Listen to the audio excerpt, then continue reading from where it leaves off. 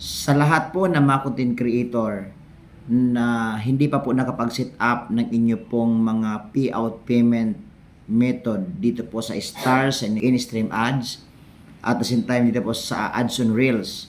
Kung kayo eligible na for monetize, ay inyo na pong i-set up ang inyong mga payout payment. Kasi pag nalabutan po yan ng 6 months at pagkatapos di po kayo nakapag set up, so sayang po dahil magkakaroon po yan expired monetization at hindi ka na makapag-set up.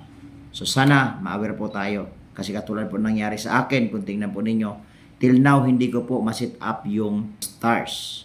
So kaya sayang, wala na po siya ng choice para po na ma-set up. At nag-report na rin po ako pero till now maraming beses na ako nag-report pero hindi pa rin po na-approve yung atin pong yung atin pong pag-request, pag-appeal. So kaya sayang kung kayo po ay eligible na sa Stars. I think sa Stars po ay meron po lamang 500 followers para po ma-set up na po kayo. Yan po una-una po na ma-monetize po kayo sa Stars. So God bless at sana po nagkaroon kayo ng idea sa video ito. First, don't forget to like and share and follow.